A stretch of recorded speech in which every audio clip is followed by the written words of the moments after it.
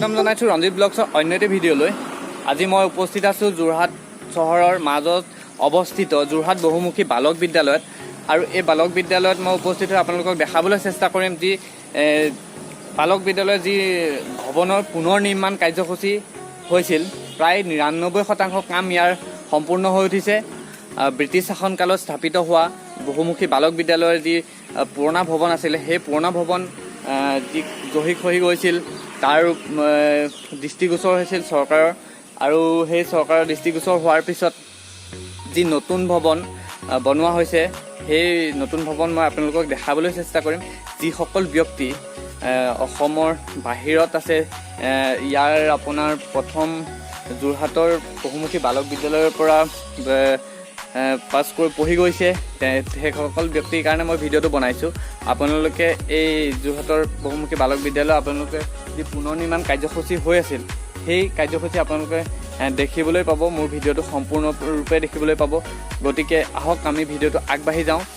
আৰু এই ক্ষেত্ৰত মই যোৰহাটৰ বিধায়ক শ্ৰীযুত মাননীয় হিতেন্দ্ৰনাথ গোস্বামীৰ কথা ক'ব লাগিব। তেখেতৰ পূৰ্ণ প্ৰচেষ্টাতে এই যোৰহাটৰ যি বহুমুখী বালক বিদ্যালয়ৰ নিৰ্মাণ কাৰ্যসূচীৰ কাম পূৰ্ণ গতিত চলিছে। আৰু এতিয়া প্ৰায় যিহেতু ইয়াৰ আপোনাৰ কাম যিহেতু ৯৯% কামেই সম্পূৰ্ণ হৈ উঠিছে, গতিকে আপোনালোকক মই অৱগত কৰিছোঁ ইয়াৰ বিষয়ে। চাওক আপোনালোকে ইয়াৰ কি ধুনীয়া পৰিৱেশ হৈছে। এতিয়া এইটো ষ্টাইলত আপোনাৰ পুৰণা যোনটো ডিজাইন আছিলে, সেই পুৰণা ডিজাইনৰ ওপৰত ভিত্তি কৰিয়েই এতিয়া নতুন ডিজাইনখিনি কৰা হৈছে। চাওক আপোনালোকক মই দেখাবলৈ চেষ্টা কৰিছোঁ।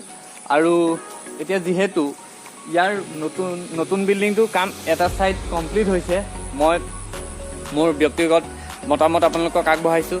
যিহেতু এইফালে এইটো কমপ্লিট হৈছে, যিহেতু আগৰ ডিজাইনতে এইটো কমপ্লিট হৈছে, এতিয়ালৈকে 99% কাম সম্পূৰ্ণ হৈছে। আৰু মই চৰকাৰক অনুৰোধ জনাম, যিহেতু এইটো কাম কমপ্লিট হোৱাৰ পিছতে এইফালে যোনটো আছে বিল্ডিং, এইফালৰ বিল্ডিংটো একেই ডিজাইনৰ হ'ব। গতিকে এইটো বিল্ডিঙৰ ওপৰতো আপোনালোকে অকণ চকু ৰাখিব বা নজৰ দিব। গতিকে আহকচোন ভিডিঅ'টো আগবাঢ়ি যাওঁ আৰু ভিডিঅ'টো আৰম্ভ কৰোঁ।